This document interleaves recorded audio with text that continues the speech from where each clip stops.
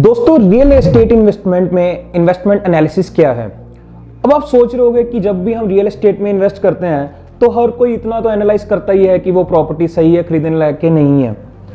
अब आप सोच रहे होंगे कि इस वीडियो में मैं ऐसा क्या बताने वाला हूं कि रियल एस्टेट इन्वेस्टमेंट एनालिसिस होता क्या है।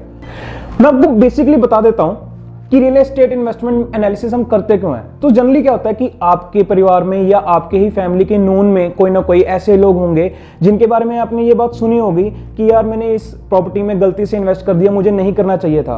अब होता क्या है कि जब आप इन्वेस्टमेंट एनालिसिस कर रहे होते हैं तो बहुत सारे वेरिएबल्स होते हैं एंड अगर आप उनमें से किसी एक वेरिएबल को भी मिस आउट कर जाते हैं तो देयर आर चांसेस कि आप कोई ना कोई ब्लंडर कर दें अपने एनालिसिस में। तो दोस्तों, इसीलिए हम कोशिश करते हैं कि प्रॉपरली एक प्रोसीजर में हम इन्वेस्टमेंट एनालिसिस को करें एंड अगर आप कोई भी चीज अगर आप उसमें मिस आउट कर रहे होते हैं तो अगर आप प्रॉपर वे में चल रहे होंगे तो देयर आर चांसेस कि आप कोई भी गलती नहीं करेंगे। तो दोस्तों, शुरू करते हैं इस वीडियो में कि कैसे हम इन्वेस्टमेंट एनालिसिस करते हैं एंड ये वीडियो जो है ये बहुत ही ज्यादा बेसिक रहने वाली है। आने वाली वीडियोस में we will explain all the factors, ठीक है, वन बाय डिफरेंट एग्जांपल्स जो हमारे रियल एस्टेट में होते हैं। तो दोस्तों, स्टार्ट करते हैं। सबसे पहले रियल एस्टेट इन्वेस्टमेंट एनालिसिस में देयर आर 3 स्टेजेस। जब आप इन्वेस्टमेंट एनालिसिस कर रहे होते हैं तो इन्वेस्टमेंट में 3 स्टेजेस आते हैं। नंबर 1 इज बाय में यानी एज इन कि आप प्रॉपर्टी खरीद रहे हैं। जब आप प्रॉपर्टी बाय कर रहे होते हैं तो तब आपको उस प्रॉपर्टी से जो आपको प्रॉफिट होना है उसका आप पोटेंशियल एनालाइज करते हैं। अगर आपको लगता है कि उस प्रॉपर्टी में या उस इन्वेस्टमेंट में आपको फायदा होगा ओवर द लॉन्गर टाइम तो आप उसके लिए आप जाएंगे। दूसरी स्टेज होती है आप हमारी डू द वर्क, यानी कि जब आप अगर आप लैंड खरीद रहे हैं तो आप उसके ऊपर कंस्ट्रक्शन करेंगे। अगर आपने कोई बनी बनाई प्रॉपर्टी ली है तो आपको उसको रेनोवेट करना पड़ेगा, कितना रेनोवेट करना है, कैसे करना है। एंड हमारी फिर उसके बाद 3rd स्टेज आ जाती है, दैट इज सेल, यानी कि जब आपको पता चलता है कि आपको एक्चुअल में कितना प्रॉफिट हुआ। सो ये 3 बेसिक स्टेजेस होती हैं किसी भी इन्वेस्टमेंट में एंड रियल एस्टेट इन्वेस्टमेंट में हमारी ये 3 बेसिक स्टेजेस रहती हैं। इन्वेस्टमेंट एनालिसिस के बाद आपको ऐसे 6 क्वेश्चंस के आंसर्स मिलेंगे जिससे आपको डिसीजन मेकिंग में बहुत ही ज्यादा फायदा होगा। तो वन बाय वन हम कोशिश करेंगे कि उन क्वेश्चंस को आंसर करें। सो फर्स्ट क्वेश्चन का जो हमें आंसर मिलता है that is what is the good price to buy, यानी कि कौन सा सही प्राइस रहेगा किसी भी प्रॉपर्टी को बाय करने के लिए।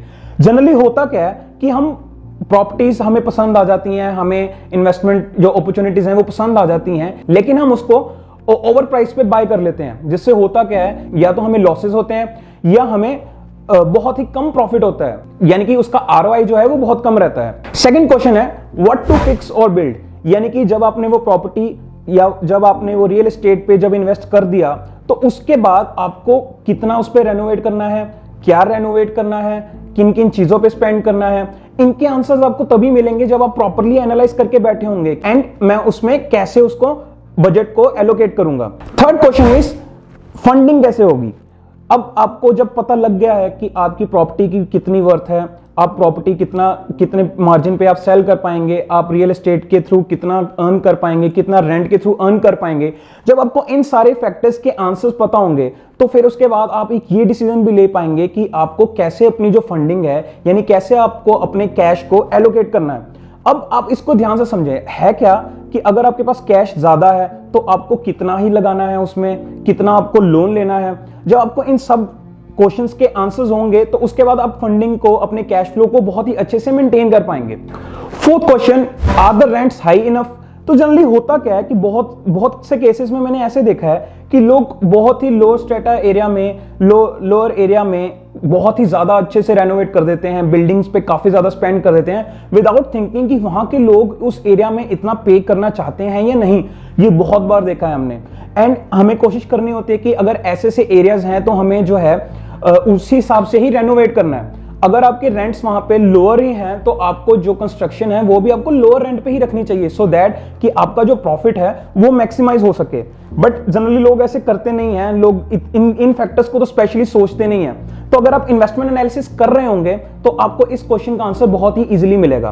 Fifth question, what should be the selling price. अब आपको जब आपने जिस प्राइस पे इन्वेस्टमेंट करी उसके बाद कितना आपने उस पर रेनोवेट करा एंड कितना आपको रेंट आ रहा था, इन सब फैक्टर्स को मिला के फिर आप एक प्राइस पे ऐसे भी आएंगे, एक आप प्राइस डिसाइड करेंगे जिस पे आपको फाइनल करना होगा कि आपको कितना प्राइस, किस प्राइस पे आपको सेल करना है। अगर आपको ये फैक्टर्स, अगर आपको इस क्वेश्चन का आंसर मिल गया तो आपको काफी ज्यादा फायदा होगा जब आप अपनी मार्केटिंग पिच बना रहे होंगे या जब आप लोगों को रीच आउट कर रहे होंगे अपनी इन्वेस्टमेंट के लिए, जब आप उसको सेल करना चाहते होंगे। एंड सिक्स्थ क्वेश्चन जो कि सबसे ज्यादा इंपॉर्टेंट है कि कौन सी प्रॉपर्टी, कौन सी रियल एस्टेट इन्वेस्टमेंट अपॉर्चुनिटी जो है वो उसमें आपको जाना चाहिए, यानी किस रियल एस्टेट में आपको इन्वेस्ट करना चाहिए। ये बहुत ही ज्यादा इंपॉर्टेंट क्वेश्चन है जिसका आंसर आपको मिलना ही चाहिए, बिकॉज द थिंग इज कि जब आप बाहर निकलते हैं इन्वेस्टमेंट अपॉर्चुनिटीज को ढूंढने, ऐसा तो आई एम डैम श्योर कि ऐसा नहीं होता कि आप पहली ही अपॉर्चुनिटी को देखते हैं एंड उसी को ही आप फाइनल कर लेते हैं। आई एम डैम श्योर आप बहुत सारी अपॉर्चुनिटीज को देखते होंगे। आप अगर आप घर लेने जा रहे हैं तो आप कम से कम 5-6 घर तो देखते हैं, कई केसेस में तो आप महीनों सालों तक देखते रहते हैं, सो दैट कि आप एक बहुत ही अच्छी अपॉर्चुनिटी को क्लिक करें। तो बेसिकली इन्वेस्टमेंट एनालिसिस का मुद्दा क्या है कि मार्केट में बहुत सारी इन्वेस्टमेंट अपॉर्चुनिटीज हैं, लेकिन आपको सिर्फ और सिर्फ उसी इन्वेस्टमेंट अपॉर्चुनिटी को ग्रैब करना है जिससे आपको फायदा होगा, ना कि आम लोगों की तरह आप उसमें नुकसान करके बैठ जाएं। तो इन्वेस्टमेंट एनालिसिस से आपको इन सारे क्वेश्चंस के आपको आंसर्स मिलेंगे। तो रियल एस्टेट में इन्वेस्टमेंट एनालिसिस को समझने के लिए एक बहुत इंपॉर्टेंट पैरामीटर है, दैट इज कैश फ्लो। तो आपने नोटिस करा होगा कि इस वीडियो में मैंने 2-3 बार कैश फ्लो का जिक्र करा है। सो बेसिकली कैश फ्लो पहले मैं आपको एक्सप्लेन कर देता हूं। So cash flow is total money transferred in and out of the investment system, यानी कि आपके इन्वेस्टमेंट से पैसा कितना आ रहा है या कितना जा रहा है, उसके टोटल को हम कैश फ्लो बोलते हैं। सो 2 तरह के कैश फ्लोज होते हैं हमारे, cash flow out and cash flow इन। किसी भी इन्वेस्टमेंट के सिस्टम में जब कैश जो है वो आपकी पॉकेट में आ रहा होगा तो उसे हम बोलेंगे कैश फ्लो इन। अब कैश फ्लो आउट और कैश फ्लो इन में बहुत सारे अलग अलग रीजंस होते हैं, तो मैं 1 बाय 1 आपको थोड़ा सा आइडिया दे देता हूं। सो कैश फ्लो आउट में सबसे पहले आ जाता है परचेज, यानी कि आपने जब प्रॉपर्टी को परचेज करा तो ऑब्वियसली आपकी जेब से पैसे गए हैं, तो उसे हम कैश फ्लो आउट में कंसिडर करते हैं। दूसरा आ जाता है हमारा यूटिलिटीज, कि जो आपने यूटिलिटीज ली हैं, जो आपने यूटिलिटीज पे पैसा स्पेंड करा है, उसको हम कैश फ्लो आउट में रखते हैं, क्योंकि वो भी आपके लिए एक खर्चा रहता है। Third is vacancy. वैकेंसी यानी जब आपका घर खाली रहा, यानी जब आपकी जो रियल एस्टेट जो प्रॉपर्टी है वो खाली रही। अब आप बोलेंगे कि इसको हम खर्चे में कैसे कंसीडर करेंगे। सो बहुत ही सिंपल सी बात है कि हम मान के ही चलते हैं कि जब आपकी प्रॉपर्टी आपके पास आ गई थी तो उस पर रेंटल इनकम तो आनी ही चाहिए। तो जब आपकी रेंटल इनकम आ नहीं रही है, वो एक तरह से इनडायरेक्ट वे में वो पैसे आपकी जेब से जा ही रहे हैं। सो उसको इसीलिए हम, जब भी आपकी वैकेंसी रहेगी आपकी प्रॉपर्टी में, तो उसे हम कैश फ्लो आउट में कंसीडर करेंगे। Fourth is repair and maintenance. Obvious सी बात है, जनरली वैसे आपने जब आपने रेंटल पे दी होती है प्रॉपर्टी तो आपको वैसे स्पेंड नहीं करना पड़ता, ये जो आपके बहुत सारे खर्चे हैं ये आपके कैश फ्लो आउट में ही रहेंगे। And fifth is renovations. जब आपकी प्रॉपर्टी खाली हो रही है और नए टेनेंट्स आ रहे हैं तो आपको घर को पूरा रेनोवेट करके देना पड़ता है, तो रेनोवेशंस, या जब आप प्रॉपर्टी सेल करने वाले होते हैं finally after 2-3 years of rental income, तो आप 2-3 साल बाद जब आप अपनी प्रॉपर्टी सेल कर रहे होते हैं तो आपको घर को थोड़ा रेनोवेट करना ही पड़ता है, सो दैट कि उसको आप अच्छे प्राइस पे सेल कर सकें। तो इसकी वजह से इसको भी हम कैश फ्लो आउट में ही डाल के रखते हैं। तो ये सब जो है आपने अगर नोटिस करा होगा तो मैंने अभी जितने भी फैक्टर्स बोले, इसकी वजह से आपकी जेब से पैसे जा ही रहे हैं, ना कि आ रहे हैं, तो इसलिए हम इसको कैश फ्लो आउट में रखेंगे। सेम वे में कैश फ्लो इन में ये फैक्टर्स रहते हैं हमारे, जैसे कि नंबर 1 रेंट। आपको जो रेंटल इनकम आ रही होती है, अब रेंट हो सकता है आपने घर जो है वो प्रॉपर्टी, अगर आपकी प्रॉपर्टी रेजिडेंशियल प्रॉपर्टी है तो हो सकता है फैमिली या अपने बैचलर्स को आपको प्रॉपर्टी रेंट आउट करी हो। अगर आपने अगर उसको ऑफिस स्पेसेस में डिवाइड कर रखा है तो आपको कंपनी से या फ्रीलांसर से आपको रेंटल इनकम आ रही होती है, जैसे कि कोवर्किंग स्पेस में होता है। तो ये रेंटल इनकम जो है हमारा मेन सोर्स ऑफ एक कैश फ्लो इन रहता है। तो second is profits made from sale. जब आपने प्रॉपर्टी को सेल करा तो उससे आपको प्रॉफिट्स जो भी आएंगे वो आपके कैश फ्लो इन में ही काउंट किए जाएंगे, which is quite obvious. Third is other sources of incomes. अब आप सोच रहे होगे कि अदर सोर्सेज ऑफ इनकम में और क्या आएगा। सो बेसिकली कई बार क्या होता है कि जैसे कि कोई कंपनी आपको अप्रोच करती है कि आपकी अगर प्रॉपर्टी बहुत ही अच्छे एरिया में है तो दे वांट कि वो आपकी प्रॉपर्टी के थ्रू एडवर्टाइजमेंट कर सकें। सो फॉर एग्जांपल जैसे कोका कोला आपके पास आके बोलती है कि हमें अपना एडवर्टाइजिंग बैनर लगाना है आपकी बिल्डिंग पे एंड हम आपको मंथली पे करते रहेंगे।